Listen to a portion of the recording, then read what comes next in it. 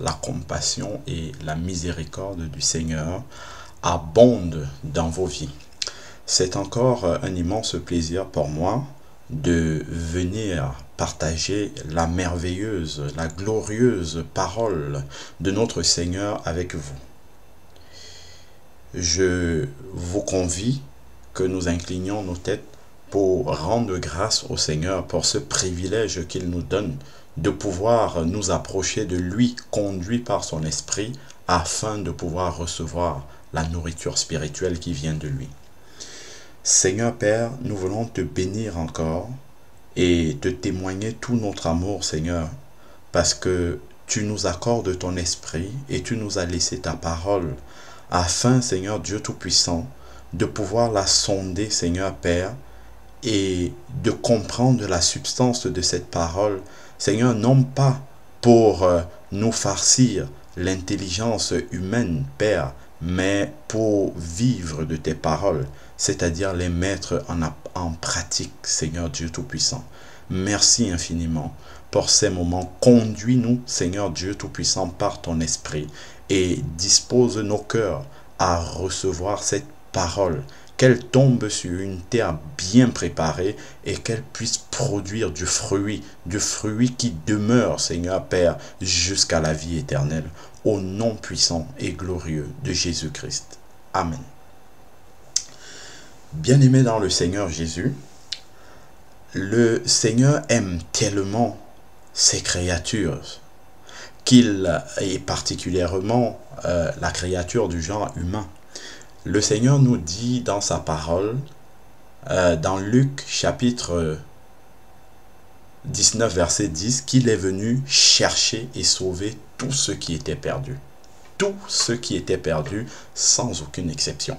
C'est-à-dire que le Seigneur, dans son plan de salut, accorde sa grâce vraiment à tous les êtres humains, quelle que soit leur façon de raisonner, quelle que soit leur façon de comprendre les choses, de comprendre la vie. Le Seigneur a une solution adaptée pour chacun, afin qu'au final, toute personne, tout être humain qui ait vécu sur cette planète ait pu rencontrer, tout au moins entendre l'évangile de son oreille. Voilà vraiment la mission que le Seigneur s'est donnée. Le Seigneur Jésus nous a laissé sa parole qui est pleinement suffisante pour nous conduire dans toute la vérité, qui nous montre comment est-ce que nous devons marcher. Mais le Seigneur miséricordieux, abondant dans son amour, va bien au-delà encore de nous laisser simplement sa parole et son esprit.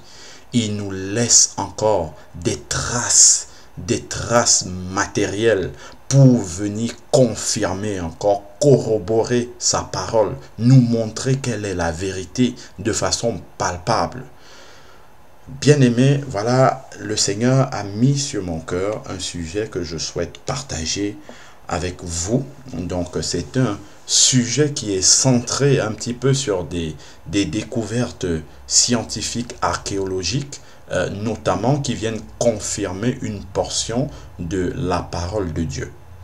Je rappelle bien que cette parole devrait être pleinement suffisante. Nous devons attacher la foi simplement à ce qui est écrit, mais le Seigneur sait bien que parmi ses enfants, il y en a pour lesquels, parmi ces créatures, je dirais, il y en a pour lesquels la parole de Dieu n'est pas suffisante. Il faut aller au-delà, il faut montrer des preuves matérielles, concrètes, palpables, pour pouvoir parler au cœur. Le Seigneur pense aussi à cela.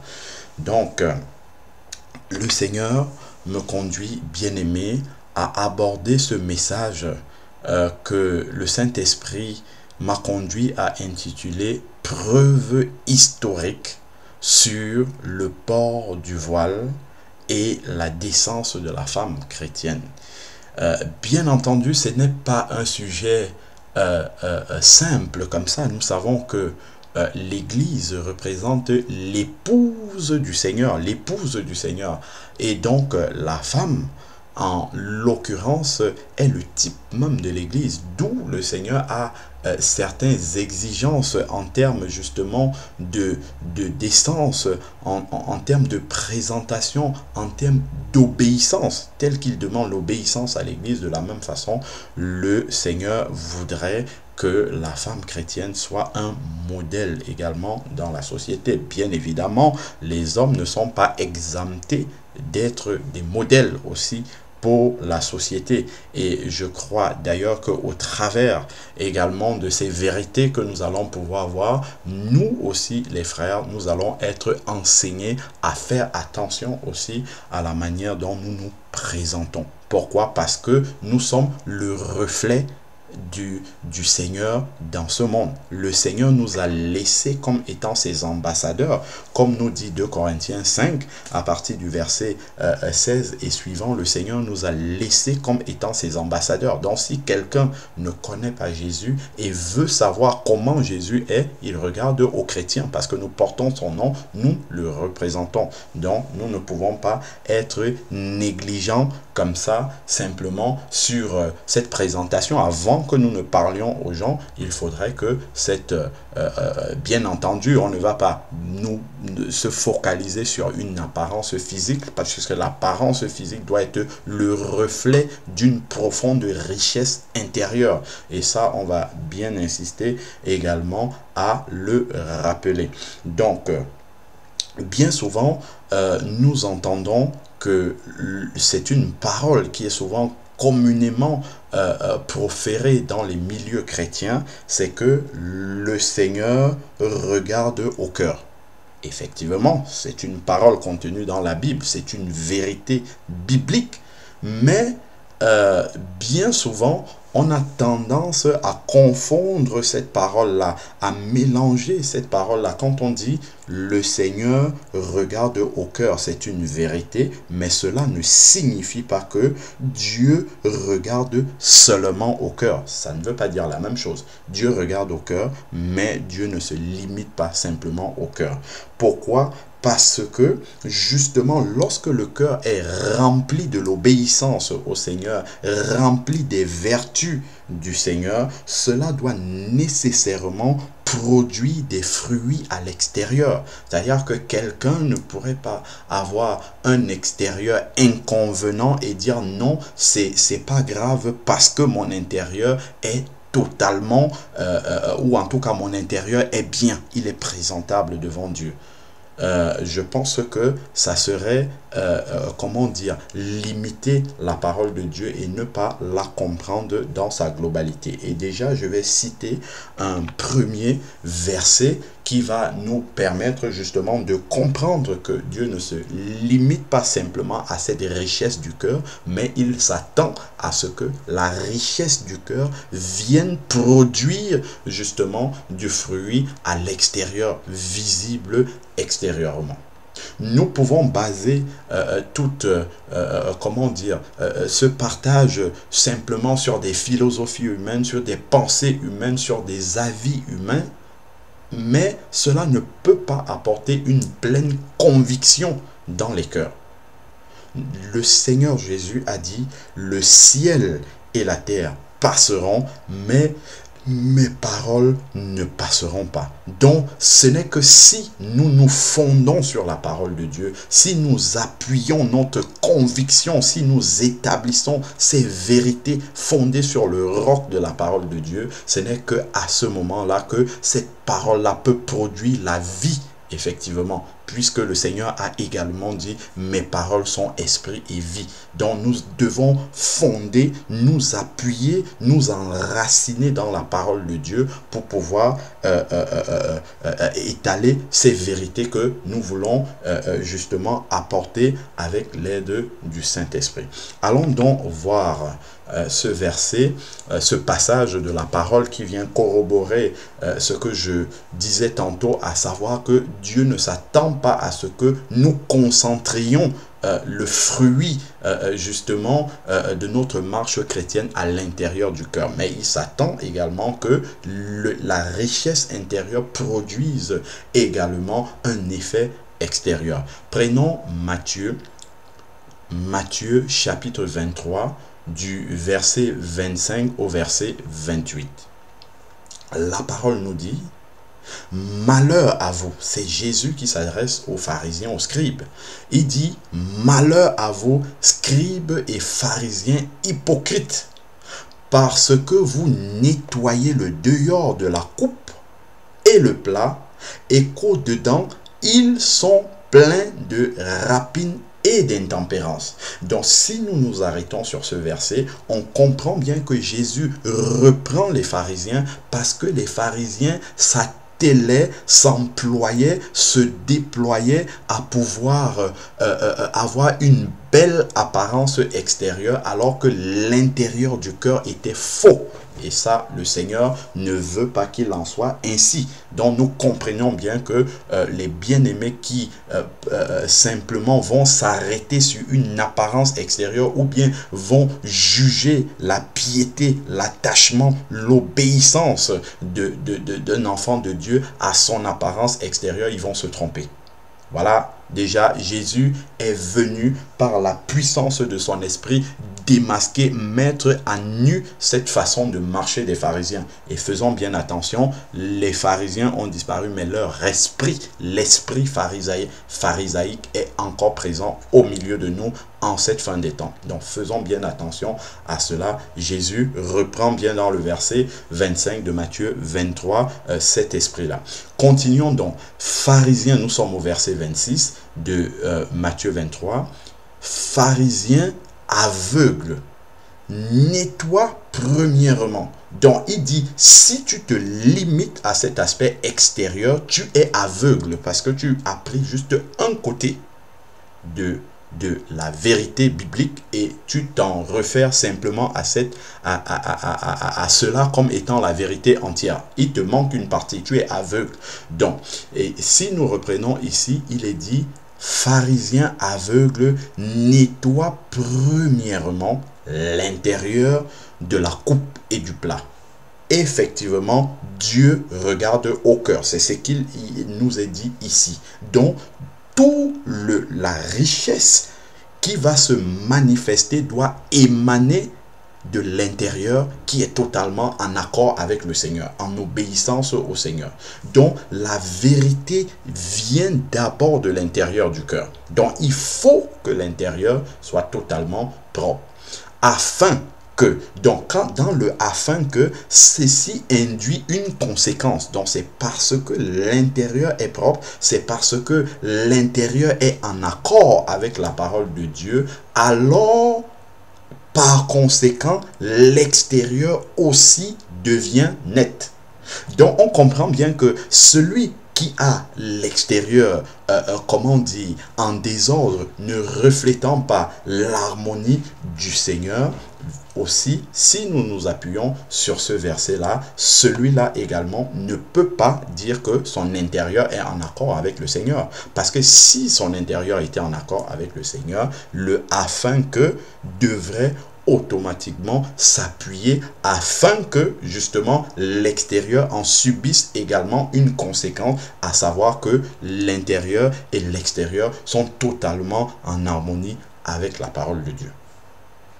Donc, on comprend bien que c'est une vérité complémentaire, c'est un ensemble. Il y a un intérieur, le cœur, effectivement, qui doit être propre, et cela implique une conséquence extérieure, visible, manifeste, qui peut témoigner aux personnes qui ne connaissent pas le Seigneur.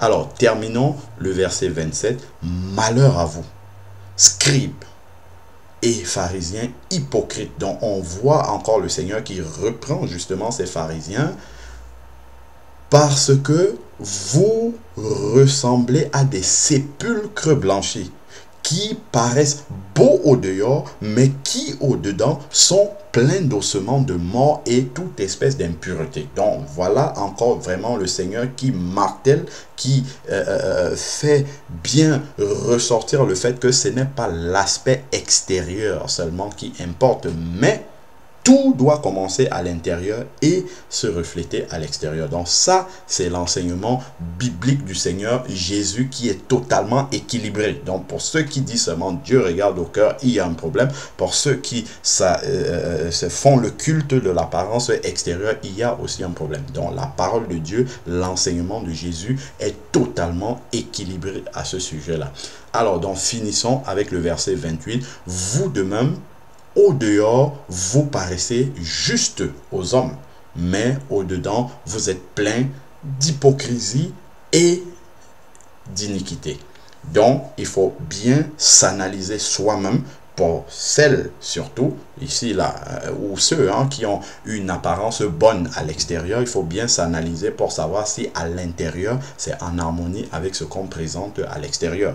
Et celui qui néglige son extérieur doit se demander, est-ce que le fait de dire que, ah oui, non, moi c'est bon, c'est suffisant, mon intérieur, mon cœur est propre, et est-ce qu'il doit se poser la question de savoir si réellement mon intérieur était aussi en harmonie avec le Seigneur tel que je le pense moi, forcément la conséquence devrait être visible à l'extérieur.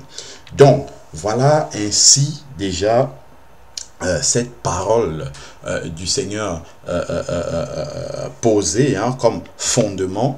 Allons maintenant lire une autre portion de la parole qui vient aussi nous montrer, parce que j'avais posé comme préalable au début, lorsqu'on dit que Dieu regarde au cœur, certaines personnes ont tendance à penser que Dieu ne regarde qu'au cœur, mais la parole de Dieu est complète. On voit bien qu'il y a des versets qui parlent des aspects extérieurs, et là nous sommes bien dans le Nouveau Testament. Donc, ce qui vient nous montrer que Dieu n'est pas, comment dire, il n'est pas silencieux, il n'est pas, comment dire, insensible à l'apparence extérieure. Il en tient compte et il donne justement une parole afin que cette apparence extérieure soit aussi là, bien évidemment, émanant de la richesse intérieure que nous avons. Prenons donc 1 Pierre, chapitre 3, du verset 3 au verset 6.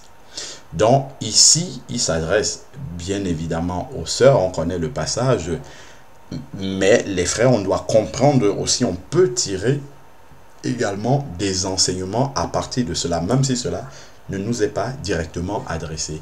Ayez non cette parure extérieure qui consiste dans les cheveux tressés, les ornements d'or ou les habits qu'on revêt, mais la parure intérieure est cachée. Donc on comprend déjà qu'il y a une richesse intérieure du cœur, une richesse intérieure cachée qu'on ne voit pas forcément dans l'extravagance. Ça c'est encore, voilà, on nous parle d'ornement, on nous parle de tresses, on parle vraiment de cette apparence. On veut montrer sur l'exagération de ce qui tape à l'œil. C'est là qu'on veut montrer notre beauté et ainsi de suite. Mais le Seigneur a vraiment une échelle de la beauté qui est totalement différente de celle que renvoie les sens humains.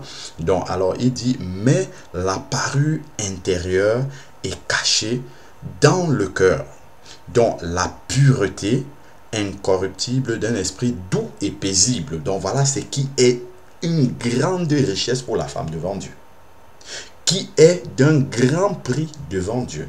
Donc une femme qui a justement une richesse intérieure cachée qu'elle ne cherche pas à montrer, mais qu'elle a vraiment totalement devant le Seigneur. Donc c'est une richesse que le Seigneur lui connaît, parce qu'il sonde les cœurs, il sonde les reins. Donc, et c'est une pureté incorruptible, c'est un esprit doux. C'est pas dans les querelles, c'est pas dans le désordre, c'est pas dans l'extravagance de vouloir montrer, de vouloir dire, de vouloir... Non, c'est vraiment dans la discrétion que seul Dieu connaît. Et il est dit ici, qui est d'un grand prix devant Dieu. Et cela a un grand prix. Le Seigneur en tient compte. Alors, ainsi se paraît autrefois les saintes femmes qui espéraient en Dieu, soumises à leur mari. Avançons, verset 6, comme Sarah qui obéissait à Abraham et l'appelait son Seigneur. C'est d'elle que vous êtes devenus les filles en faisant ce qui est bien, sans vous laisser, autant pour moi, troubler pas aucune crainte. Donc, en fait, ce passage-ci vient justement renforcer le fait que Dieu regarde au cœur. Donc, on voit bien que Dieu met un accent profond sur l'aspect, la richesse intérieure.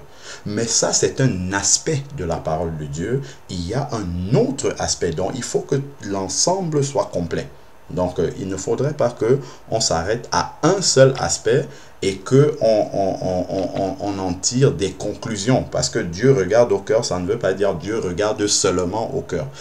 Lorsque nous voyons dans Matthieu 4 le diable qui est venu se présenter pour tenter le Seigneur Jésus, à chaque fois que le diable proférait une parole de la Bible, le Seigneur répondait, il est aussi écrit. Donc c'est l'ensemble de ce qui est écrit qui constitue la vérité de la parole de Dieu et non pas un seul aspect. Donc si je prends 1 Timothée chapitre 2 du verset 9 au verset 10, il dit, je veux aussi que les femmes vêtues d'une manière décente. Donc on voit un enseignement de la parole de Dieu, de l'apôtre Paul, de la saine doctrine, ici enseigné par l'apôtre Paul, qui parle des aspects extérieurs maintenant. Donc ça vient en complément de ce que l'apôtre Pierre vient de nous dire. Donc on voit, et ce sont des enseignements qui sont directement inspirés du passage de Matthieu 23, versets 25 à 28 qu'on a lu tout à l'heure. Parce que Jésus a parlé de nettoyer l'intérieur du plat pour que l'extérieur soit propre. Et on voit ici les deux apôtres, Pierre qui a parlé de l'aspect intérieur et l'apôtre Paul qui met un accent sur l'extérieur. Donc on voit bien que c'est quelque chose de complet ici. L'enseignement n'est pas partiel, on ne se limite pas juste à une partie. Alors, donc, vêtu d'une manière décente, avec pudeur et modestie. Ne se pas ni de tresse, on revient encore là, ni d'or, ni de perles, ni d'habits somptueux, mais qu'elle se parle de bonnes œuvres comme il convient à des femmes qui font profession de servir Dieu. Donc la richesse véritable est dans cette pudeur, dans cette décence. Quand on voit, il n'y a pas d'extravagance, on est simple vraiment comme des femmes qui font profession de servir Dieu. Donc après maintenant, il faut savoir si réellement nous faisons profession de servir Dieu ou bien simplement nous voulons le faire à notre façon. Donc continuons avec l'apôtre Paul, cette fois-ci dans Tite, chapitre 2, du verset 1 au verset 3. Donc on a bien des passages de la parole de Dieu dans le Nouveau Testament qui s'adressent à l'Église, qui mettent l'accent sur des aspects extérieurs. Donc on ne peut pas dire non, Dieu ne regarde pas à l'extérieur. Non, ça serait vraiment tronquer une partie de la parole de Dieu, et le Seigneur a bien dit qu'on ne doit rien retrancher. Alors, donc si je prends Tite chapitre 2 du verset 1 au verset 3. Pour toi, donc l'apôtre Paul s'adresse à Tite qui était un enseignant de la parole de Dieu et qui lui dit qu'est-ce qu'il doit enseigner. Pour toi, dis les choses qui sont conformes à la saine doctrine, c'est-à-dire à l'enseignement pur de la parole de Dieu. Quelles sont les choses qui sont conformes à la saine doctrine? Dis que les vieillards doivent être sobres, honnêtes, modérés, saints dans la foi, dans la charité et dans la patience. Donc ça s'adresse aux vieillards. Ils doivent avoir des qualités qui les distinguent justement des autres vieillards qui ne connaissent pas le Seigneur. Verset 3 maintenant, dit que les femmes âgées doivent aussi avoir l'extérieur. Donc voici, ça il faut carrément, si on dit Dieu regarde seulement au cœur, il faut rayer ce verset-là de la parole de Dieu. Ce qui n'est pas le cas. Si le Saint-Esprit a permis que ce verset soit dans la parole de Dieu, ça veut dire que Dieu s'intéresse et à l'extérieur également. Et ici, on a bien vu à l'introduction que l'apôtre Paul dit à Tite de dire, pour toi, dis les choses qui sont conformes à la saine doctrine. Donc l'extérieur fait partie de la saine doctrine. Donc dit que les femmes âgées doivent avoir l'extérieur qui convient à la piété. Donc, quelqu'un ne peut pas dire toute ma piété est dans mon cœur et j'ai un extérieur, bon, ça, ce qui n'a rien à voir avec la sainteté d'un enfant de Dieu et dire non, ma piété suffit. Non, pas du tout. Du tout, du tout. Là, ça serait vraiment se tromper. Alors, n'être ni médisante, ni à donner au vin, qu'elles doivent donner de bonnes instructions. Donc, voilà ces trois versets qui nous montrent bien, surtout dans le verset 3, que l'extérieur fait partie de la saine doctrine. Donc, voilà des versets qui viennent justement compléter. Quand on dit Dieu regarde au cœur, c'est pas Dieu regarde seulement au cœur. Il faut bien prendre la parole dans son ensemble tel que on l'a expliqué.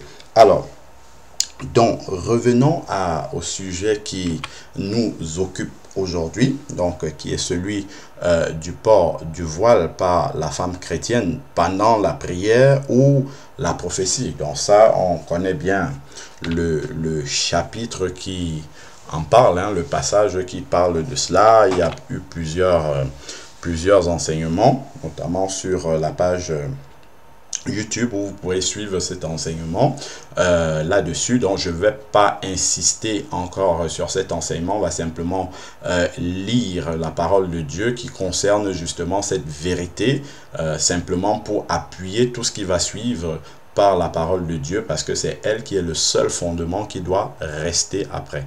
Alors, dans ces 1 Corinthiens chapitre 11 du verset 3 au verset 16.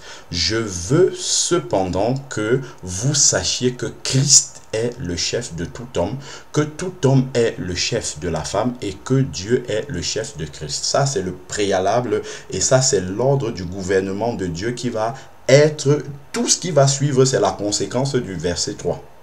Donc, si on ne comprend pas le verset 3, ce n'est pas la peine de lire plus bas. Il vaut mieux rester sur le verset 3, méditer et demander au Seigneur de nous révéler qu'est-ce qu'il veut dire là-dedans. Et je crois que si Dieu nous révèle ce qu'il dit là-dedans, toute la suite va s'éclairer de façon totalement naturelle. Alors, tout homme qui prie ou qui prophétise la tête couverte déshonore son chef. On a dit que Christ est le chef de tout homme. Voilà, donc Christ est le chef de tout homme. Donc, si quelqu'un prie avec la tête couverte, il déshonore celui qui est au-dessus de lui. Bon, on sait bien que dans certaines confessions religieuses qui se réclament appartenir au christianisme, on voit bien des personnes qui sont même les chefs de ces dénominations, qui prient avec des chapeaux et en tout cas qui ont la tête couverte. Donc on comprend bien qu'ils déshonorent leur chef. Autrement, ils ne reconnaissent pas leur chef. Ils sont eux-mêmes les chefs. Donc je crois que ça pourrait éclairer, déjà ce verset pourrait éclairer des personnes qui sont dans ces dénominations-là pour comprendre bien que Christ n'en est pas le chef. Ceux qui ont porté, qui couvrent leur tête pendant qu'ils sont en train de, entre guillemets, rendre ministère au Seigneur, sont eux-mêmes les chefs. Alors, donc, continuons, verset 5. Toute femme, au contraire, qui prie ou qui prophétise la tête non voilée déshonore son chef. C'est comme si elle était rasée. Bon, donc là, c'est bien clair. Si elle prie sans avoir une couverture, quelque chose qui représente justement l'autorité sous laquelle elle est en train de prier ou prophétiser, donc elle déshonore son chef. Elle déshonore le chef qui est dessus et le chef de son chef. Donc voilà, elle déshonore le Seigneur. Alors, donc, continuons rapidement, prenons le verset 6. Car si une femme n'est pas voilée, qu'elle se coupe aussi les cheveux. Or, s'il est honteux pour une femme d'avoir des cheveux coupés ou d'être rasée, qu'elle se voile. Bon, on peut lire comme ça, on ne comprend pas tout à fait, mais il suffira de prendre le verset 15 là-bas plus bas, qui est très utilisé pour dire que la chevelure est la femme, est le voile de la femme, venir remplacer cela dans le verset 6, et on va comprendre que cela ne veut rien dire. Si je dis car si une femme n'est pas voilée, ça veut dire, si je suppose que le voile ce sont les cheveux, je vais dire car si une femme n'a pas de cheveux, qu'elle se coupe aussi les cheveux. Donc ça n'a absolument aucun sens. Donc on comprend déjà que le verset 15 sur lequel on s'appuie pour dire que la femme devrait simplement utiliser sa chevelure longue comme étant le voile, ça ne tient pas la route parce que ça viendrait donner un non-sens dans le verset 6. Continuons. Verset 7. L'homme ne doit pas se couvrir la tête puisque puisqu'il est l'image et la gloire de Dieu. Tandis que la femme est la gloire de l'homme. Il y a une vérité tout à fait extraordinaire, une lumière puissante dans ce verset. L'homme ne doit pas se couvrir la tête puisqu'il est l'image de la gloire de Dieu. Lorsque nous sommes dans le culte, la gloire de Dieu doit éclater et doit se voir. Voilà pourquoi l'homme ne doit pas couvrir cette gloire-là. Il ne doit pas couvrir cette gloire parce qu'il est la gloire. Alors l'homme ne doit pas se couvrir la tête puisqu'il est l'image et la gloire de Dieu. Donc il ne doit pas couvrir la gloire de Dieu. Il doit laisser voir la gloire de Dieu. Alors que la femme est la gloire de l'homme. Or, la gloire, toute gloire humaine doit être couverte dans la présence de Dieu. Donc voilà pourquoi la femme doit avoir, et une des raisons pour laquelle la femme doit couvrir cette gloire-là, qui est la gloire de l'homme. Elle ne doit pas laisser cela voir pendant le culte. Donc ça ce sont des vérités qui jaillissent de ces versets-là et qui doivent nous amener à comprendre. Alors, prenons le verset 8. En effet, donc l'apôtre Paul va encore en profondeur pour bien nous expliquer.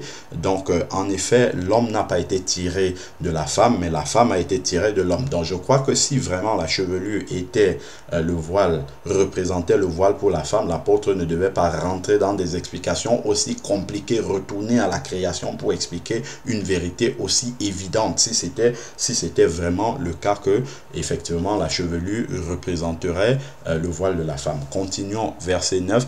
Et l'homme n'a pas été créé à cause de la femme, mais la femme à cause de l'homme. Donc on comprend bien d'où cela vient. Alors continuons maintenant et qui rejoint le verset 3 qui donne l'ordre du gouvernement de Dieu.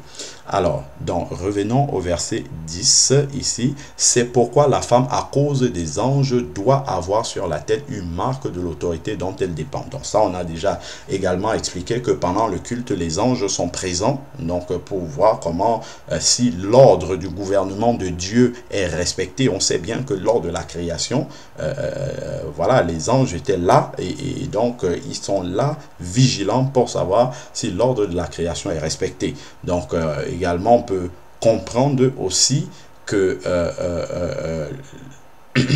avançons, on va voir aussi au verset 11, toutefois le Seigneur, dans le Seigneur, la femme n'est point sans l'homme, ni l'homme sans la femme. Donc ce verset vient rééquilibrer également parce que on peut avoir aussi cette mauvaise tendance à penser que ce que nous sommes en train de dire veut dire que la femme est inférieure à l'homme devant le Seigneur. Il n'y a pas une question d'infériorité ou de supériorité. Dans le gouvernement de Dieu, c'est une question de responsabilité. Donc, ce n'est pas une question d'infériorité, de supériorité, c'est une question de responsabilité. Donc, ça, ce verset 11 vient tout à fait établir le fait que la femme et l'homme sont tout à fait deux âmes équivalentes devant le Seigneur en ce qui concerne le salut. Donc, il n'y a pas un qui est supérieur à l'autre. Alors, donc, prenons le verset 12. Car de même que la femme a été tirée de l'homme, de même, l'homme existe par la femme et tout vient de Dieu. Donc voilà cet équilibre-là qui est établi. Et l'apôtre au verset 13 dit, « Jugez-en vous-même s'il est convenable qu'une femme prie Dieu sans être voilée. » Donc dans les textes, les versions qui sont bien traduites, c'est sans avoir une couverture sur la tête. La nature elle-même, verset 14, ne vous enseigne-t-elle pas que c'est une honte pour l'homme de porter des cheveux longs? C'est une honte pour l'homme de porter des cheveux longs. Mais c'est une gloire pour la femme d'en porter parce que la chevelure lui a été donnée comme ornement. En fait, ici, le vrai terme qui est là, c'est ornement. Lui a été donné les cheveux longs. C'est un ornement pour la beauté de la femme. Et c'est une gloire de porter ces cheveux-là. Et donc, nous savons que toute gloire doit être cachée devant le Seigneur. Voilà pourquoi une autre des raisons pour lesquelles cela doit être caché. Voilà. Donc, ça ne doit pas être visible également. Donc, le problème de traduction qui se trouve sur le mot voile est ce qui cause tous les problèmes aujourd'hui. Et ce n'est pas à ce niveau-là que nous voulons justement nous appuyer. Je fais juste des rappels sur des enseignements qui ont déjà été creusés en profondeur dans la parole de Dieu. Donc je vous conseille, si c'est la première fois que vous écoutez l'enseignement au sujet du voile, de se reporter à ces enseignements là qui vont vraiment beaucoup plus en profondeur. Là je je pose juste la fondation biblique pour rappeler cela. Et on comprend bien aussi que si effectivement la chevelure était un voile, ben, l'homme aussi ne doit pas avoir les cheveux lorsqu'il prie. Parce que s'il a les cheveux sur la tête, ça veut dire quoi? Ça veut dire qu'il prie le Seigneur avec la tête couverte. Si la chevelure c'est un voile, ça veut dire que ses cheveux c'est également une couverture. Ça veut dire qu'il a tout homme qui prierait le Seigneur avec les cheveux prierait le Seigneur la tête couverte. Donc nous devions être totalement rasés à chaque fois que nous prions le Seigneur. Voilà donc quelques vérités qui émanent de la parole de Dieu. Prenons le verset 16.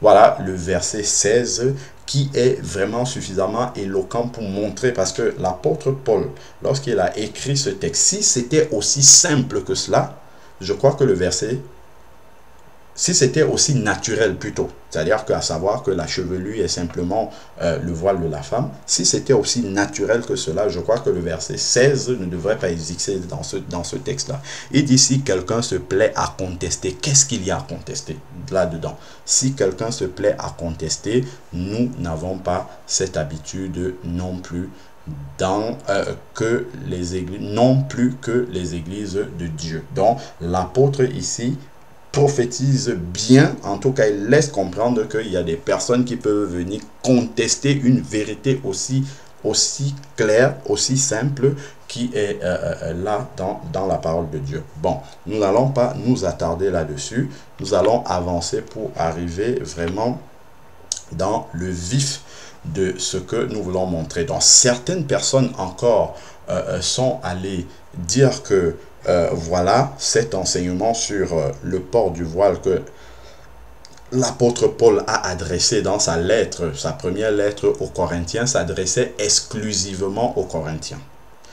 On nous a aussi fait comprendre que c'était une question de culture. Ça s'adressait à la culture corinthienne, parce que les femmes de petites mœurs, de mauvaises mœurs, ne se voilaient pas, et pour faire la différence avec celles qui étaient converties, l'apôtre Paul exhortait les Corinthiennes à porter le voile. Bon, déjà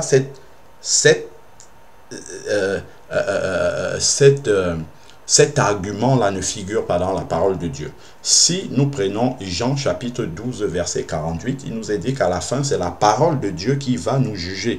Donc, en venant devant le Seigneur, si nous justifions notre désobéissance, nous avons écouté cette parole, nous n'avons pas obéi, nous n'avons pas porté le voile, ainsi de suite. Si le Seigneur nous pose la question là-dessus, si nous venons avec cet argument, ah oui, les Corinthiens, ainsi de suite, la question du Seigneur peut être très simple.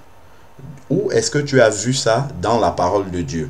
Ben ça, voilà, c'est telle personne qui m'avait dit ainsi de suite. Le Seigneur va dire, c'est à ma parole que tu devrais te fier et non à ce que les personnes t'ont dit.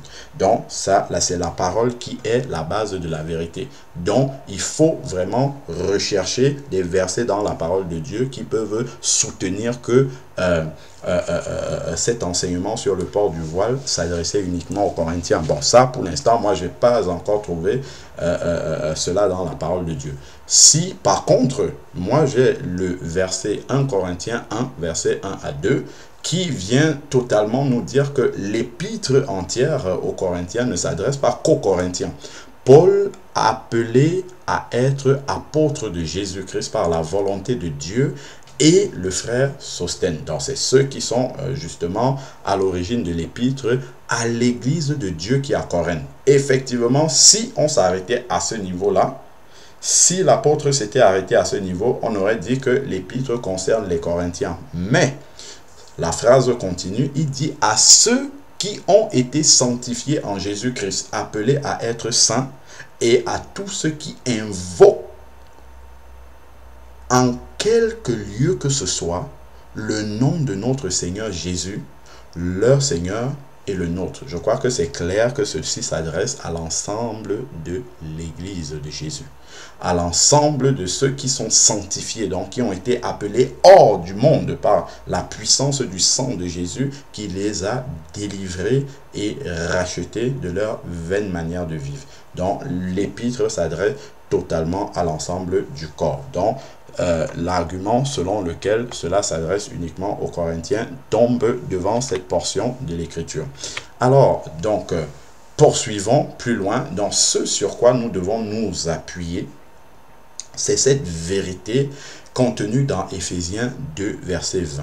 Vous avez été édifiés sur le fondement des apôtres et des prophètes, Jésus-Christ étant lui-même la pierre angulaire. Donc, quand je suis devant une vérité, je suis devant quelque chose, ou en tout cas une pratique ou une parole qu'on me dit être du Seigneur, devant s'appliquer à l'Église, je dois me poser une seule question.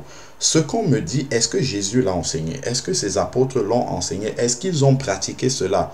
Jésus ou les apôtres, cela devrait me permettre de répondre de façon claire si oui ou non l'Église doit l'appliquer. Donc voilà encore comment justement nous allons pouvoir justement cheminer dans cet enseignement pour comprendre. Alors, pour vraiment nous interroger sur la question du port du voile, mais sous un autre angle. Là, j'ai juste posé la fondation biblique, rappelé les vérités de la parole de Dieu. Donc, nous devons bien comprendre que si nous voulons savoir, est-ce que vraiment il faut porter le voile pendant la prière et la prophétie pour la femme chrétienne, nous devons nous demander à ce sujet quelle était la pratique de l'Église primitive, qui est l'Église de référence, l'Église des apôtres, et ainsi de suite. Et force est de constater que si vous voulez boire une eau qui provient d'une source, plus vous vous approchez de l'origine de la source, plus l'eau sera pure.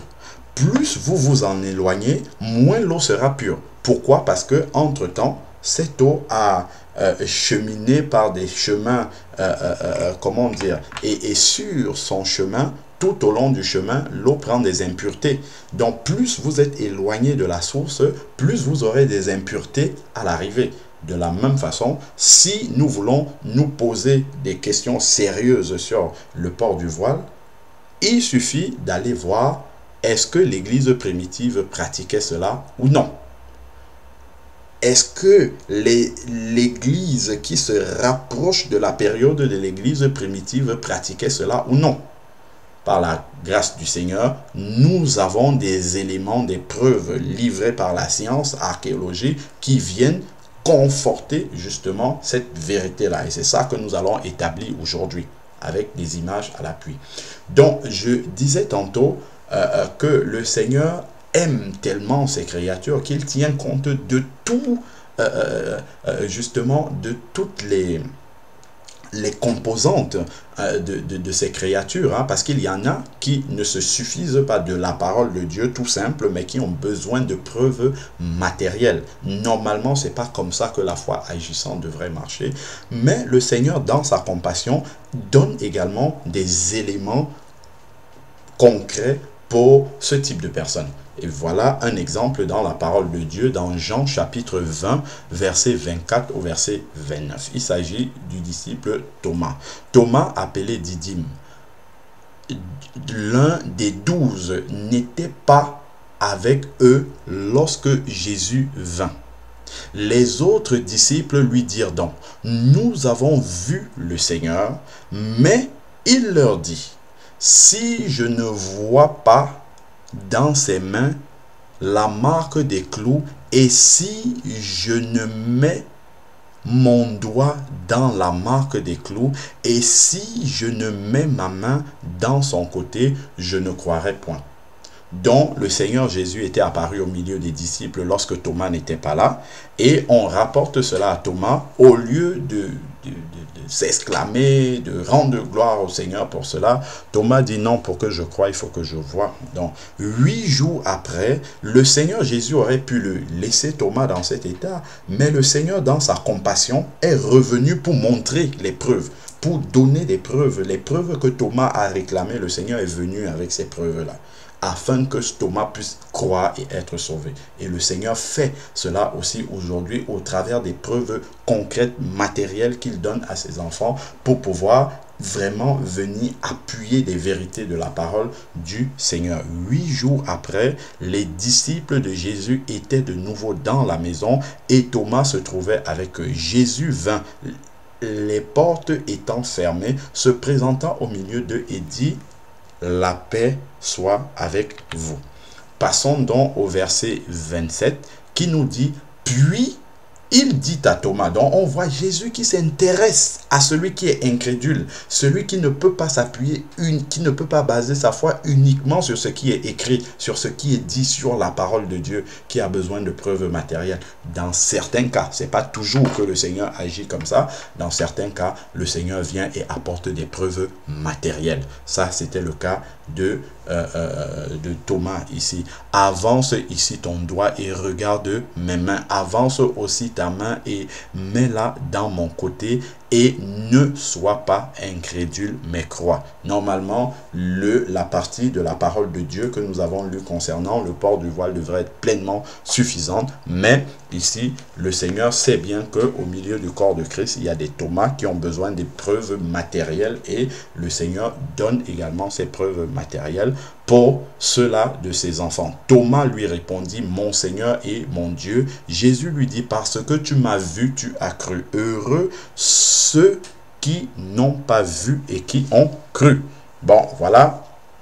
Toute pratique que nous avons doit s'appuyer sur la parole de Dieu. Donc, on a vu Jésus donner des preuves matérielles de sa résurrection à Thomas. Donc, aujourd'hui, le Seigneur peut également donner des preuves matérielles qui viennent corroborer, qui viennent confirmer des portions de l'Écriture. Et ça, il y en a concernant différentes parties de la parole de Dieu. Alors, donc, arrivons donc au cœur du message. Preuves archéologiques relatives à l'évolution au cours de l'histoire de la pratique du port du voile par les femmes chrétiennes. Donc nous allons, comme nous avons dit, selon le principe de se rapprocher le plus près possible de l'Église primitive, regarder les pratiques et partant de là, voir comment cela a évolué et déjà, ça nous permettra de savoir si dans l'Église primitive, le port du voile était pratiqué. Allons donc voir un petit peu quelques images qui viennent des découvertes archéologiques. Donc ici, on a la représentation d'une femme chrétienne, hein?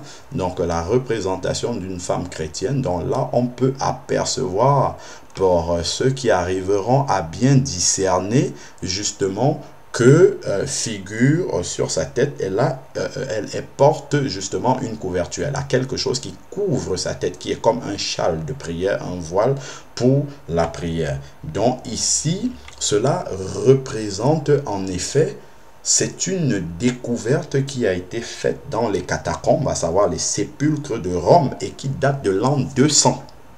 L'an 200, nous savons que le livre de l'Apocalypse, qui est le dernier livre écrit dans la parole de Dieu, date à peu près de l'an 95 ou 96 par là. Et là, nous sommes en l'an 200. Donc, nous sommes tout près encore de l'église primitive et on a des découvertes archéologiques qui nous montrent que voici une personne chrétienne, une femme chrétienne qui portait un voile datant de 200 après Jésus-Christ. Donc, il n'y a pas qu'une seule représentation qui a été trouvée, il y en a de multiples. Voilà encore une autre femme justement qui a levé les bras dans un moment d'adoration, de prière et qui a la tête couverte. Ça aussi, ça a été découvert à Rome, dans les catacombes de Rome et qui date exactement de la même période, à savoir l'an 200. Donc on est tout près de l'église primitive et là nous avons des preuves concrètes, matérielles que les femmes justement lorsqu'elles priaient avaient la tête couverte. Donc je crois que la question ici commence à s'éclairer par des preuves concrètes, archéologiques, des découvertes précises que on peut vraiment toucher du bout des doigts.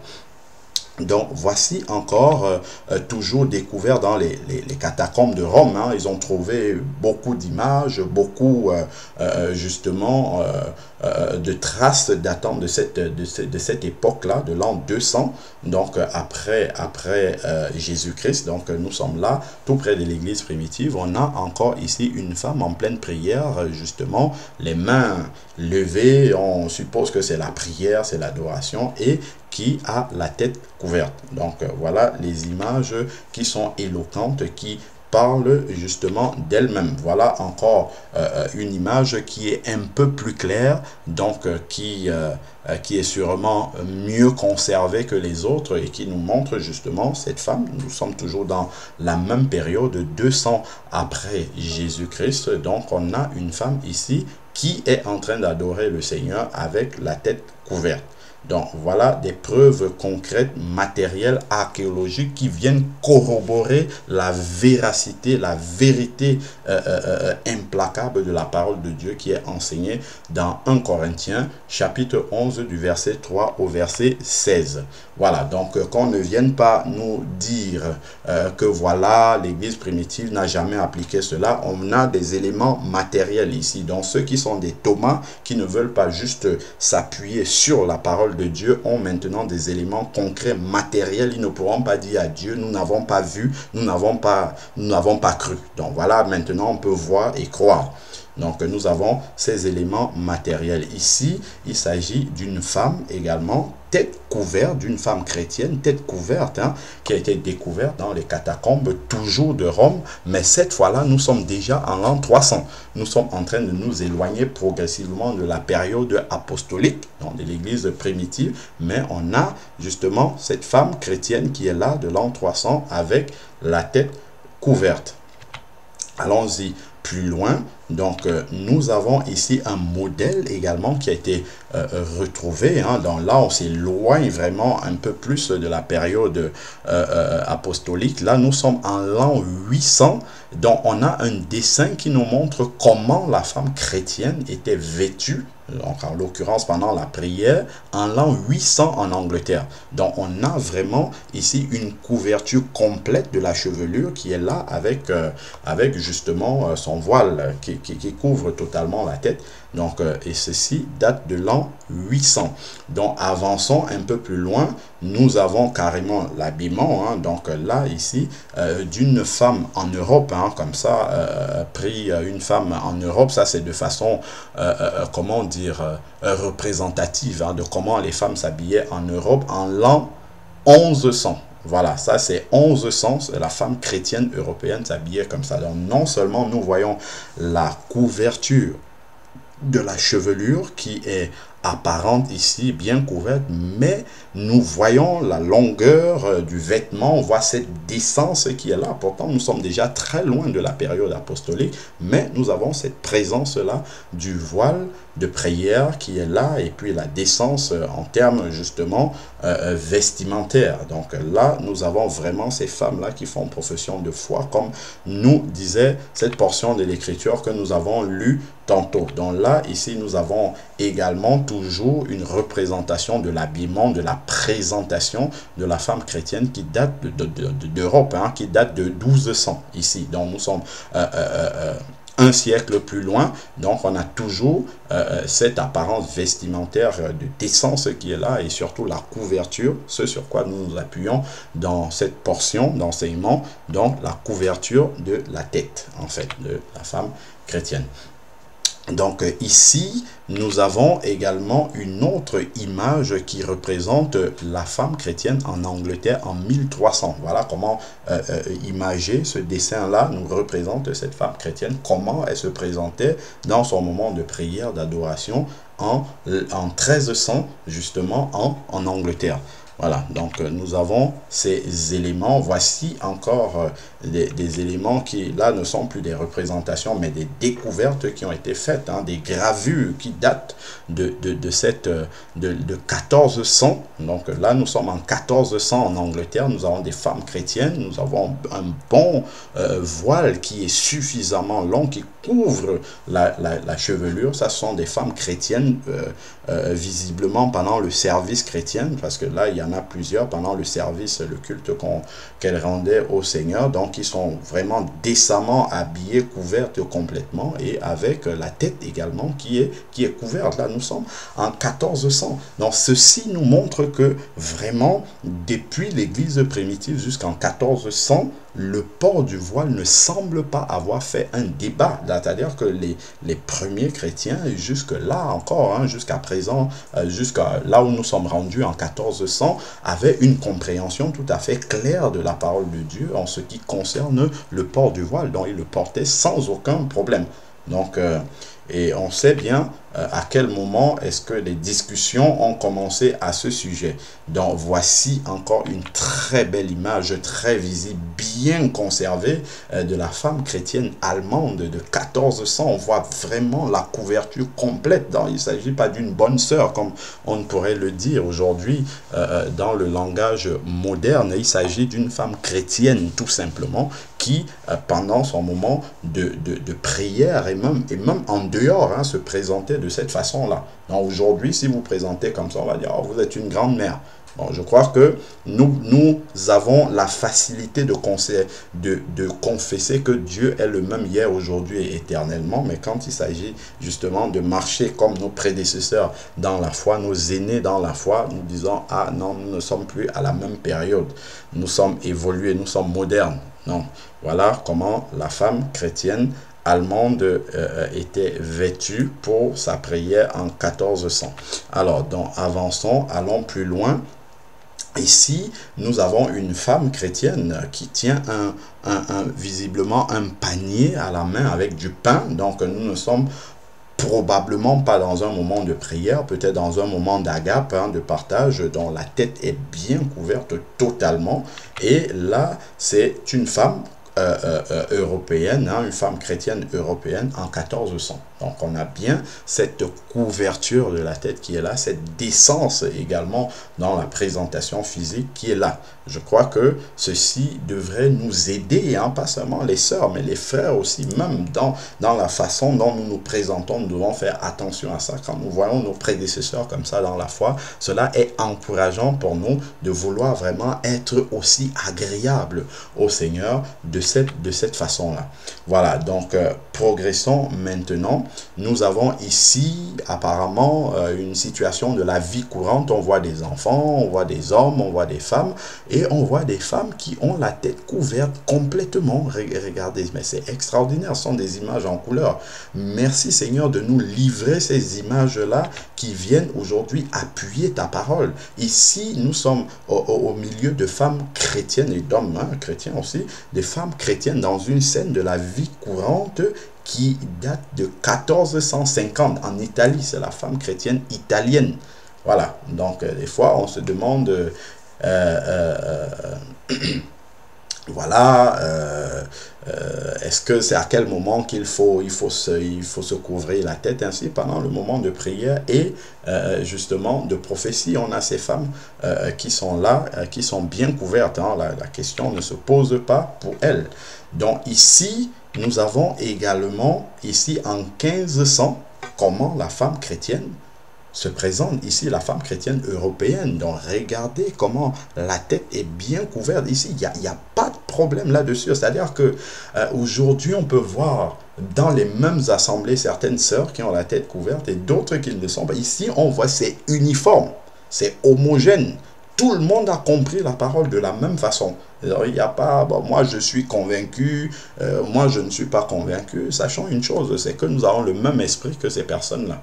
Donc, ces femmes-là ont le même esprit que nous, c'est l'esprit de Dieu. Elles ont été convaincues par cet esprit-là depuis le temps. Donc, la femme européenne en 1500 avec la tête totalement couverte. On a des images ici en couleur. Voilà donc une femme chrétienne qui est dans ses moments de méditation, femme chrétienne européenne dans son moment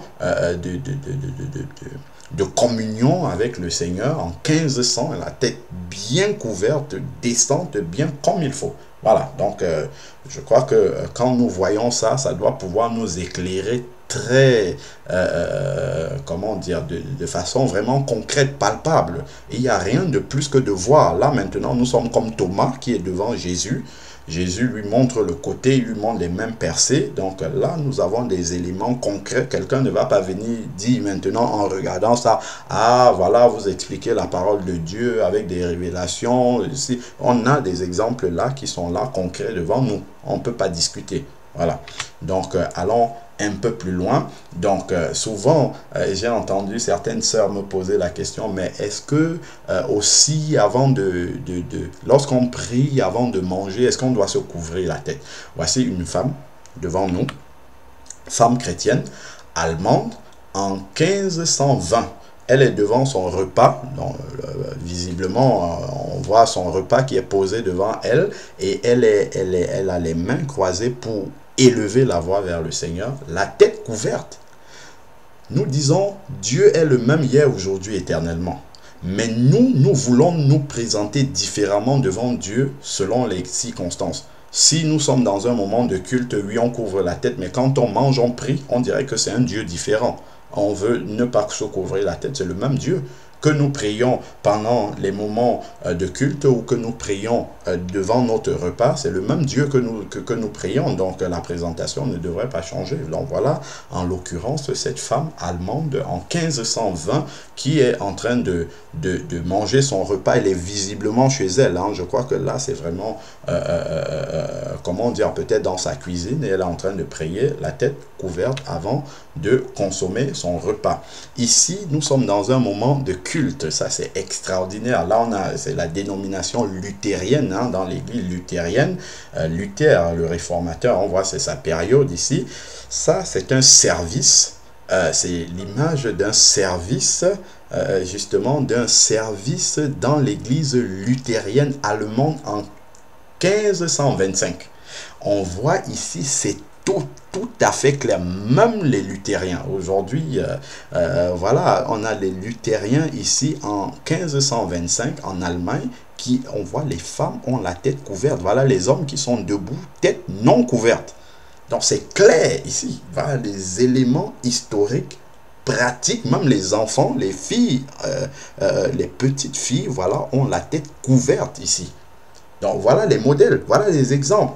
D'où nous vient notre modernisme de dire « Oh non, il ne faut pas couvrir » et ainsi de suite. Donc voilà, je crois que vraiment que le Seigneur soit béni d'avoir préservé de telles images, que ces images-là aient remonté les siècles pour parvenir à la fin des temps où nous sommes rendus, pour rendre encore matérielle, vivante cette parole révélée qui est la parole de Dieu.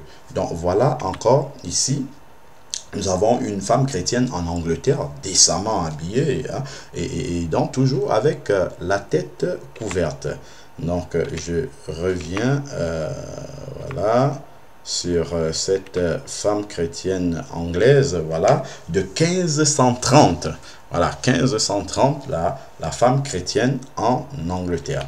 Voilà, donc évoluons un peu plus loin. Donc nous sommes toujours en 1530 dans la dénomination anabaptiste, donc allemande. Nous avons une femme chrétienne anabaptiste, hein, donc allemande, qui se présente ici en 1530. Donc pour ceux qui arrivent à bien discerner, la tête n'est pas du tout nue, la tête est couverte. Donc ici, nous sommes dans une scène de la vie courante dans les femmes qui sont en train de travailler, et là nous pouvons discerner les femmes qui sont voilà, près d'une poulie. C'est probablement un puits pour remonter de l'eau, si je ne me trompe pas, et là nous avons des femmes qui ont la tête couverte. Elles sont là dans une activité comment dire, de la vie courante, qui ont la tête couverte. On demande aujourd'hui, ah ben voilà, mais voilà, les femmes, elles ne se posaient pas beaucoup de questions, elles obéissaient à la parole de Dieu. Voilà, elles étaient convaincues. Femmes chrétiennes, ça c'est en Belgique en 1535. C'est en Belgique. Donc là, on parcourt l'Europe, on voit que vraiment, on a ici vraiment dans l'histoire des femmes qui ont mis en pratique la parole de Dieu.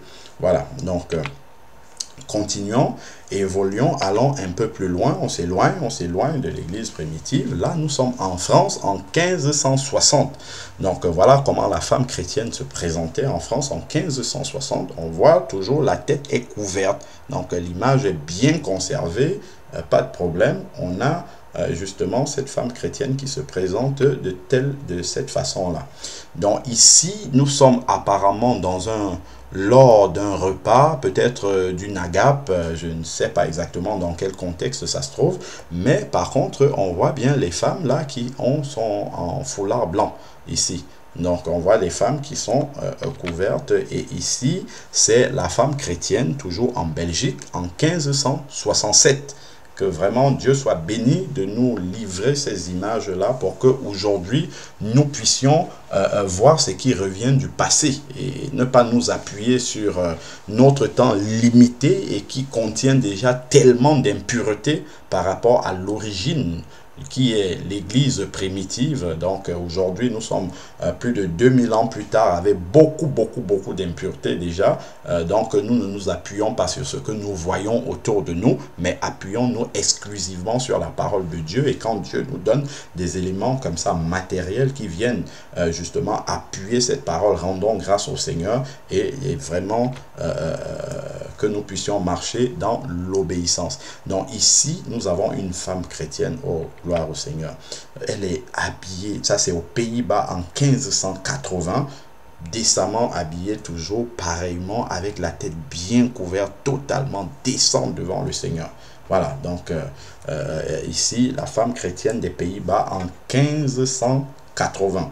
Donc, pas de problème par rapport au port du voile, la qualité même de ce port. Voilà encore une image en couleur qui date de 1600, ça c'est la femme chrétienne en Europe en 1600, donc toujours ici le voile. Donc nous avons beaucoup d'images à voir, hein. Donc on se déplace vraiment petit à petit dans les siècles pour voir comment est-ce que ça s'est transformé. Mais là nous avons une femme chrétienne, je ne sais pas si elle est en train d'éplucher une pomme, apparemment c'est ce qui paraît sur l'image, hein. Donc la tête voilée, couverte.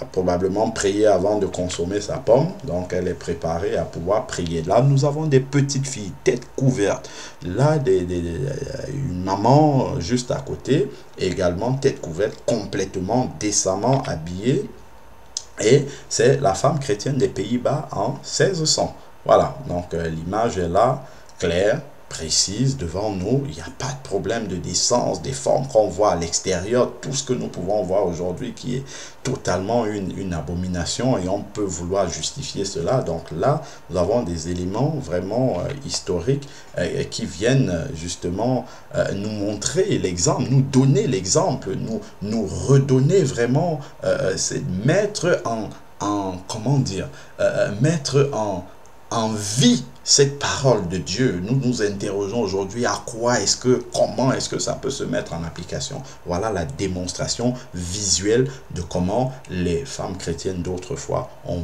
vécu justement ces versets de la parole de Dieu. Donc ici, nous avons une femme chrétienne française en 1620. Donc voilà, hein, voilà comment justement elle se couvrait la tête pour pouvoir prier et prophétiser. Donc ici nous avons apparemment une scène de la vie courante, donc d'une femme, d'un bébé couché, et donc d'une femme, et là nous pouvons bien voir la tête couverte. Là c'est en Nouvelle-Angleterre en 1620. Nouvelle-Angleterre 1620, là nous avons une femme.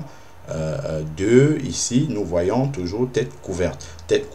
Donc là on peut voir déjà comment commence à apparaître un petit peu sous forme de chapeau. On est déjà dans sous forme de bonnet, autant pour moi. Donc sous forme de bonnet, un petit peu la couverture de la chevelure de la femme. Donc commence à avoir une transformation dans la présentation dont la couverture apparaissait. Donc ici, nous avons également une autre image d'une femme chrétienne en France qui date de 1625. Donc effectivement, qui est là, l'image est en couleur, gloire au Seigneur. Donc on peut bien discerner la tête bien couverte. 1625, nous évoluons toujours. Ici, nous avons des femmes anabaptistes, oh gloire au Seigneur. Une qui est en train d'éplucher certainement un fruit ou un légume, et une autre qui est apparemment avec comment dire, une soupière entre les mains. Ce sont des femmes anabaptistes des Pays-Bas en 1600.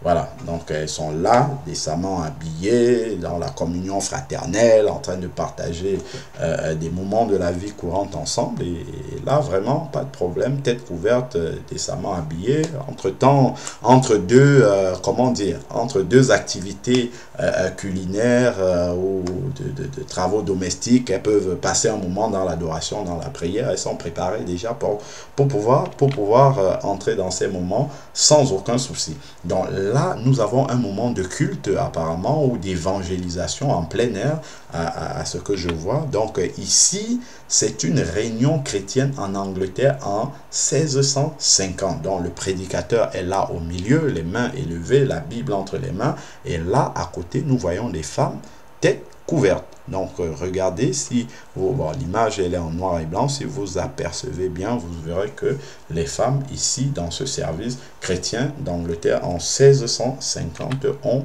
la tête totalement couverte. Encore ici, une image en couleur d'une femme chrétienne pendant son moment de petit déjeuner, si je ne me trompe. Je vois des gâteaux, je vois du pain, du fromage éventuellement, et qui est dans son moment qui rend grâce au Seigneur pour les aliments qu'elle va consommer, et également la tête couverte. Donc c'est la femme chrétienne des Pays-Bas en 1650. Voilà, donc il n'y a pas de question de se dire, bon, je prie au moment de mon repas, c'est pas grave, je prie la tête non couverte, je me couvrirai la tête à l'église. Enfin, pendant le moment de culte. Non, c'était pas comme ça que les femmes chrétiennes, par le passé, prenaient la parole de Dieu. Elles prenaient vraiment dans l'intégralité. Donc là, on a une femme chrétienne également des Pays-Bas en 1655, donc qui est probablement en train de faire une activité, je ne sais pas si c'est de la couture, ou je ne sais pas trop exactement ce qu'elle est en train de faire, mais je peux quand même constater la décence dans la présentation de cette femme chrétienne, et surtout la tête toujours couverte. Voilà, donc il pouvait avoir des moments de pause, prière, ainsi de suite, et qui est préparé pour cela. Donc là également, on a une sœur dans la foi en plein moment d'adoration, probablement. On voit les mains levées, c'est une image en couleur, c'est une femme chrétienne anglaise, donc en 1660. Donc 1660, on est en train d'évoluer. On voit que la pratique du port du voile est bien présente, est bien présente au milieu, dans les milieux chrétiens jusque-là. Donc là, nous avons la femme chrétienne également d'Europe, donc en 1670, donc qui est là à la maison. On n'est pas dans un moment de culte, donc on peut voir apparemment sous ses pieds, bon, ça serait une casserole qui lui permettrait peut-être de conserver ses aliments, et elle est peut-être dans sa cuisine, hein, elle est assise et là la tête couverte. Voilà, donc décemment habillée, tête couverte. Donc, et ça, c'est une femme chrétienne d'Europe en 1670. Avançons, nous avons eu également une femme chrétienne ici qui est en train de servir un repas. On a effectivement toujours la décence qui est apparente, et puis la couverture également de la chevelure en 1750. Ça, c'est la femme chrétienne européenne. Donc voilà, donc vraiment merci Seigneur pour l'exhaustivité de ces images, hein, parce qu'on aurait pu dire, bon voilà, on a une, deux, trois images comme ça en passant, mais non, là le Seigneur a permis, il y a pratiquement 64 images qui remontent l'histoire, tout le cours de l'histoire, pour vraiment montrer que à tous les âges, à toutes les époques, dans tous les siècles, jusqu'au 19e, cela n'a pas été un problème pour les chrétiennes de pouvoir porter le voile, non seulement dans les moments de prière, mais certainement à l'extérieur. Donc là, je rappelle, nous sommes en 1750. Donc là, nous allons entrer, nous sommes au 18e siècle, nous allons entrer dans le 19e siècle. Et c'est lors de l'entrée au 19e siècle que commence déjà à se modifier, hein? Donc commence à se modifier la présentation de la couverture de la chevelure. Donc ici, nous avons justement l'introduction des chapeaux de dame. Donc, au lieu d'avoir vraiment ces voiles de couverture, de la modestie, la décence, là, au 19e siècle, là, nous sommes en 1800, probablement en Angleterre, on a les femmes justement de la bourgeoisie, hein, on va dire ça comme ça, hein, des classes supérieures, la révolution industrielle, l'apparition des classes supérieures, classe moyenne, classe basse. Donc là, nous avons une femme probablement de la classe moyenne ou de la classe supérieure, et on voit que ce qu'elle a sur la tête, c'est plutôt un chapeau de dame. Donc ici, on est déjà en train de perdre l'application même de la parole de Dieu pour se livrer plutôt sur une question de mode. Donc on couvre la tête, mais c'est plutôt pour avoir une belle apparence plutôt que d'être dans l'obéissance à la parole de Dieu.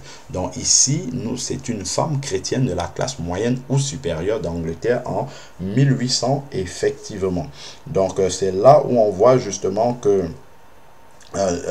les femmes sont passées du port du voile traditionnel, hein, la couverture traditionnelle, à des bonnets ornés. Donc là, on commence à introduire justement des, comment dire, de la beauté dans cet élément-là, et puis on abandonne progressivement justement la vérité biblique qui est cachée derrière justement cet acte-là. Donc là, on a plusieurs modèles de ces chapeaux de dame, donc dont les femmes de la classe supérieure, hein, chrétienne ou justement se couvraient les cheveux. Donc là, on est plutôt dans une question d'esthétique, de mode, plutôt que vraiment dans l'obéissance à la parole du Seigneur.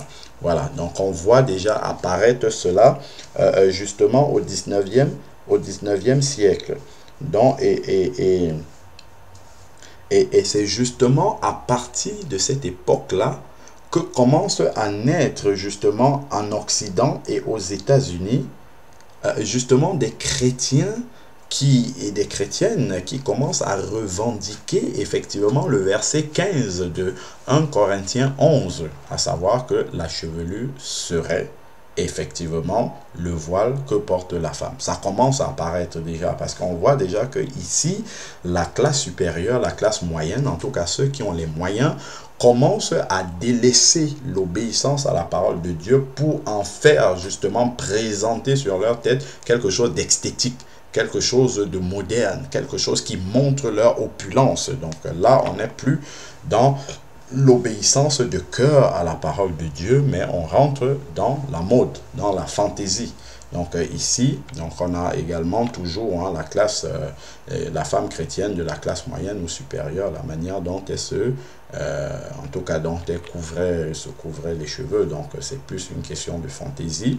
Ici, c'est vraiment pour nous montrer, là nous sommes 18 siècles déjà plus loin que l'église primitive, et on voit déjà comment justement les impuretés sont déjà en plein et commencent vraiment à prendre des proportions par rapport à la sainteté qu'on a eue juste là, qui se dégageait vraiment sur la présentation de ces femmes chrétiennes.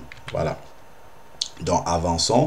Donc ici on a probablement également des femmes hein, de la classe moyenne, hein. On voit justement dans leur chapeau, bon c'est plutôt une question de coquetterie plutôt qu'une question d'obéissance, mais bon non, on a quand même la décence qui est là, et puis voilà, en tout cas comparativement à ce que nous pouvons voir aujourd'hui, vraiment on peut encore rester sur ces modèles là comme étant vraiment en tout cas acceptables.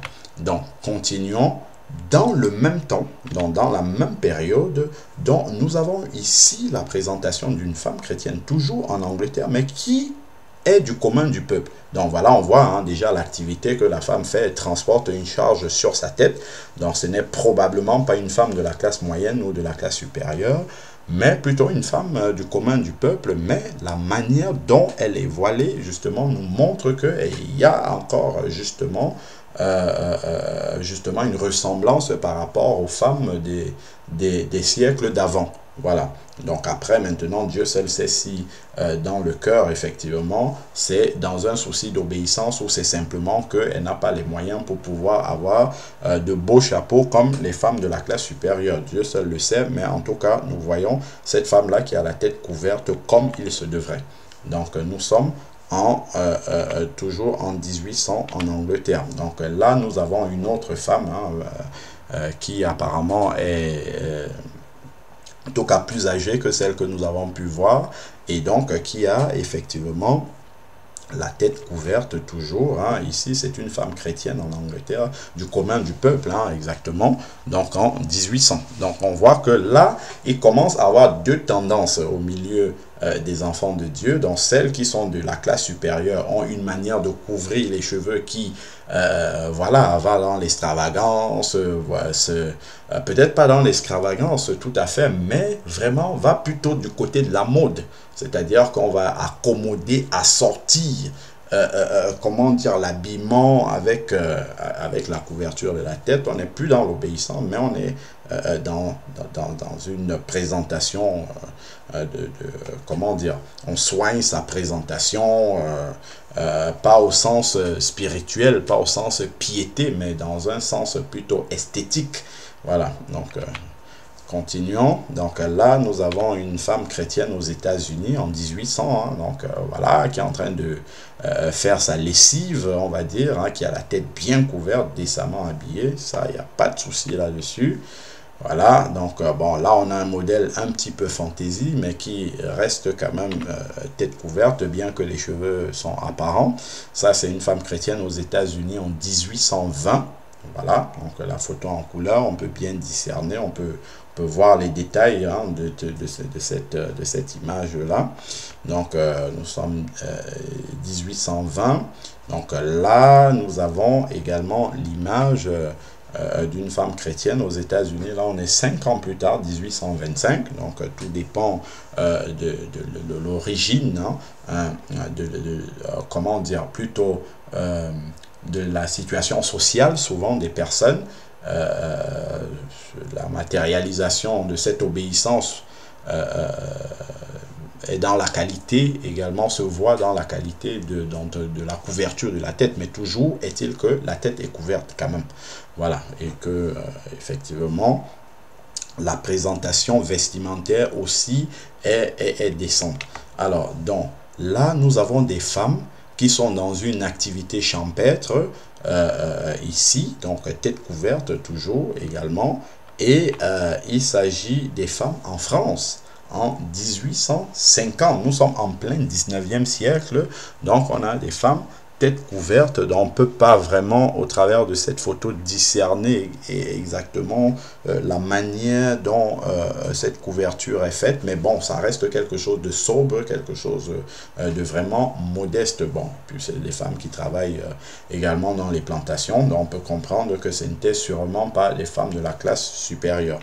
Alors, donc, évoluons ici, nous avons des femmes qui sont probablement en train de répéter des chants. Ce sont des femmes chrétiennes, tête couverte. Ça, c'est en Angleterre en 1870. Donc, voilà. Donc, on a bien cette couverture qui reste présente au 19e siècle. Mais on a déjà cette montée-là de la contestation dont parle Paul dans 1 Corinthiens chapitre 11 verset 16, cette contestation là qui est déjà en train d'arriver, déjà en train de se présenter, donc les mouvements féministes qui commencent à voir le jour déjà, qui commencent à influencer tout cela.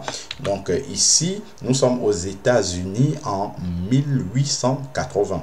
Donc c'est probablement donc une ménagère, voilà, qui est dans son activité, et puis bon, tête couverte. Ok. Donc allons plus loin.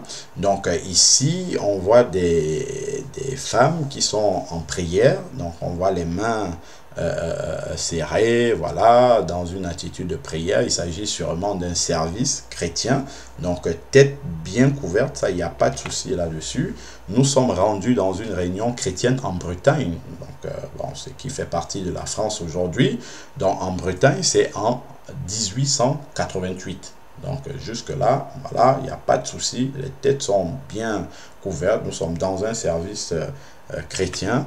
Pas de souci. Donc, bon, ici, c'est plutôt une femme des classes supérieures. Il n'y a qu'à voir dans son habillement. Bon, la tête est couverte, mais là, c'est plutôt une question de fashion, de mode. Hein. Donc, on peut le voir. Donc, il y a cette pudeur-là qui reste, mais bon, plutôt orientée, comme on l'a dit tantôt, dans l'esthétique de l'habillement, la présentation esthétique, quoi. Voilà, donc ça, il s'agit de la femme chrétienne de la classe moyenne ou supérieure en Angleterre en 1890. Donc, je suis simplement en train de montrer au travers des photos vraiment cette évolution-là. Donc, nous parcourons toujours les photos. Ici, nous sommes rendus justement aux États-Unis en 1900. Donc là, on voit vraiment une femme chrétienne très dans la mode. Hein. Vous voyez même dans la qualité du chapeau. Là, nous sommes dans un chapeau, bon, je ne sais pas trop comment ils appelaient ça à l'époque, mais là, on est...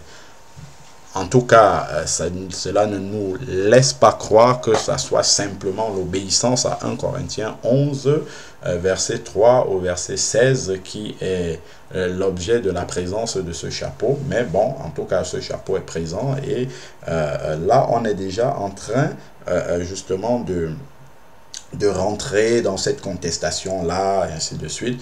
Donc, il n'y a plus vraiment, en tout cas, selon les endroits où on se trouve, selon les cœurs, hein, sachant bien qu'aujourd'hui, il y a bien les enfants de Dieu qui obéissent à cette parole-là, comme la parole le dit, le demande. Donc ici, on a une immigrante russe à New York en 1920. Là, nous sommes très très proches déjà des mouvements féministes et tout ça qui ont déjà commencé à vraiment à faire à impacter profondément la société. Mais bon, voilà, on a encore des personnes donc qui restent attachées à ces valeurs-là, à l'obéissance à la parole de Dieu, à marcher comme le Seigneur le veut. Gloire au Seigneur jusqu'aujourd'hui, 2000 ans plus tard. Après l'église primitive, il y a des enfants de Dieu qui veulent et qui continuent à marcher dans cette vérité. Donc là, ici, on a probablement justement une famille des États-Unis en 1929, donc probablement d'une classe quand même moyenne ou supérieure. Donc on a des femmes plutôt que une couverture normale. On voit là, on a des chapeaux. Donc on est dans des chapeaux maintenant. Donc c'est plutôt, on le comprend bien, une question d'agencement vestimentaire plutôt qu'une question d'obéissance à la parole de Dieu. Cependant, il reste encore dans les églises orientales, notamment une obéissance vraiment stricte bon, à la parole de Dieu. On sait aussi que ça fait partie de la culture dans cette partie du monde, mais ici c'est un culte justement de femmes indiennes, plutôt ici des femmes chrétiennes indiennes en 1940. Donc là, la question du voile ne se pose même pas. Ils ont toute la tête couverte ici, là. Ça, voilà. C'est vraiment un modèle pour nous ici. Donc ici, nous sommes dans un culte, dans un moment de service, une réunion de l'église luthérienne. On a vu les luthériens beaucoup plus loin derrière, comment les femmes, les enfants avaient la tête totalement couverte, la chevelure était totalement couverte. Ici, nous sommes en 1943, les images sont en couleur, gloire au Seigneur. Et là, on voit déjà comment la couverture, on n'est plus dans une couverture, on a juste comment dire, un élément qui est posé, c'est un chapeau en fait, hein, c'est une décoration qui est posée sur la tête des femmes. Bon, on a cette couverture qui reste là, mais qui n'est plus totalement dans une obéissance stricte à la parole, mais c'est vraiment dans une volonté d'agencement avec l'habillement. Il faut que ça passe bien et ainsi de suite. Et puis, bon, Dieu doit trouver son compte au milieu de tout ça. Bon, Dieu sonde les reins et les cœurs et lui-même sait qui est motivé par l'obéissance et qui le fait simplement pour l'esthétique extérieure. Alors, donc, continuons.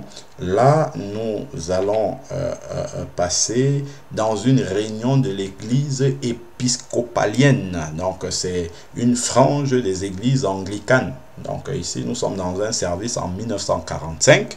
Donc, là, on voit les femmes qui ont la tête couverte. Observez bien la photo. Partout, là, on a les femmes tête couverte. Bon, c'est vrai, certains ont des chapeaux, ainsi de suite. Mais bon, de façon générale, on peut dire les femmes se couvrent la tête. Donc on voit bien qu'il y a cette volonté-là, même si après, dans la qualité de la couverture de la tête, c'est plutôt orienté justement agencement avec le vêtement. Voilà. Donc, avançons un peu plus loin. Donc, ici, nous sommes dans une première communion de l'Église catholique romaine. Ça, c'est aux États-Unis en 1948. Et on voit que la petite jeune fille qui prend sa première communion, même la mère des prostituées, l'Église catholique, d'antan appliquait ce verset. C'est extraordinaire hein, de voir que même là où il n'y a pas la vérité, au moins ce verset était mis en application par le passé. Donc ça, c'est extraordinaire. C'est-à-dire qu'il y a des abominations qui sont présentes au sein de cette église, entre guillemets. Et là, on voit bien que l'enfant a la tête couverte. Voilà. Alors, donc, continuons. C'est en 1948 dans l'église catholique romaine aux États-Unis. Ici, on est probablement dans un service. On voit les femmes qui ont la tête couverte. C'est dans l'église presbytérienne cette fois-là. C'était la dénomination presbytérienne en 1948. Donc la localisation géographique de cette église n'a pas été précisée sur la photo. Donc on voit bien le service. On est dans un bâtiment. Là apparemment ça serait la scène.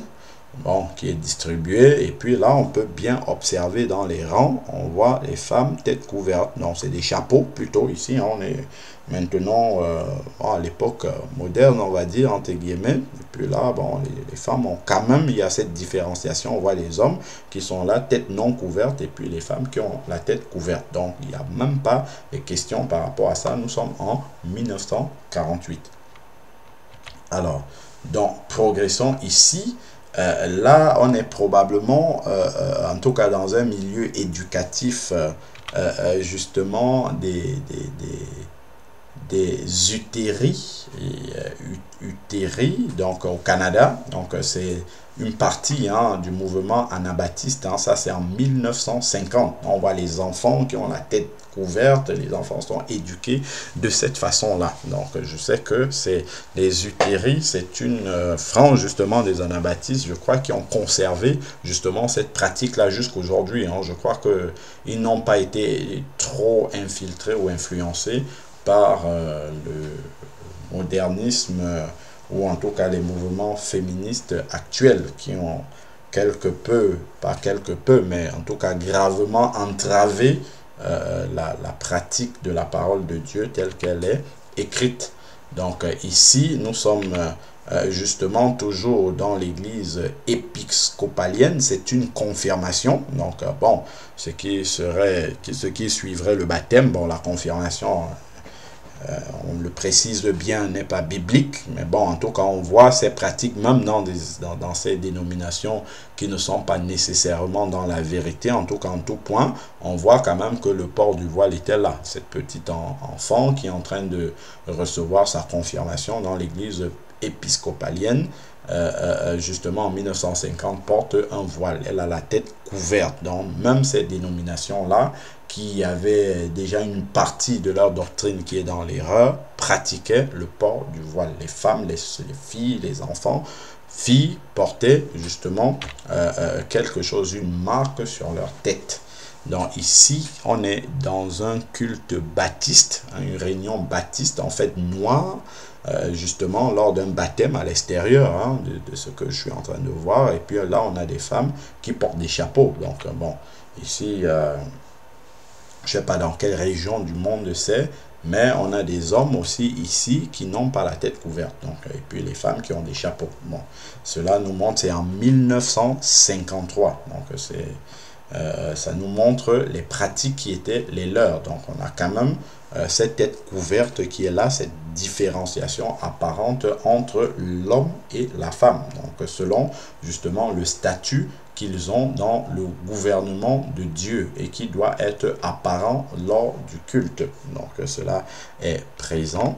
Donc là nous sommes dans l'église catholique. Donc là on voit la croix et tout ça, on a l'église catholique, c'est un baptême de bébé qui n'est pas biblique effectivement, mais là on voit sur la tête de cette dame, bon, quelque chose qui est posé, donc en tout cas une étoffe qui est posée sur la tête de cette dame et qui représenterait cette couverture. Donc on voit quand même que même s'il n'y a pas une application, parce que les cheveux sont quand même visibles, on voit quand même que le symbole est présent. Donc ça c'est pas anodin, ça vient quand même de quelque part. Ça veut dire que c'était sûrement pratiqué par ceux qui n'étaient peut-être pas dans le catholicisme, ils le pratiquaient correctement. Bon, eux ils ont gardé quand même une forme, en tout cas pour rappeler que cela découle de la parole de Dieu.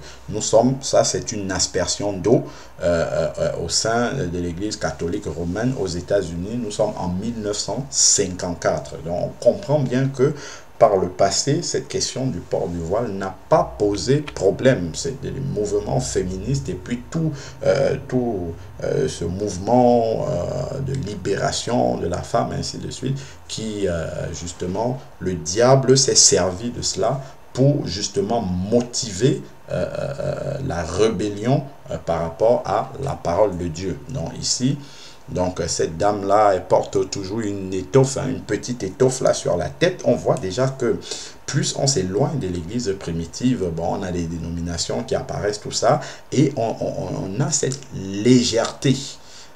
Donc on a vu tantôt des femmes qui avaient la tête totalement couverte, qui étaient décentes, et ici on est déjà dans ce modernisme là. Bon, déjà on voit celui qui est censé faire le culte dans une tenue, donc un costume de culte particulier. Bon, on sait d'où vient, d'où tout cela vient, mais on a cette femme qui est là et qui a juste une petite étoffe sur la tête pour juste représenter.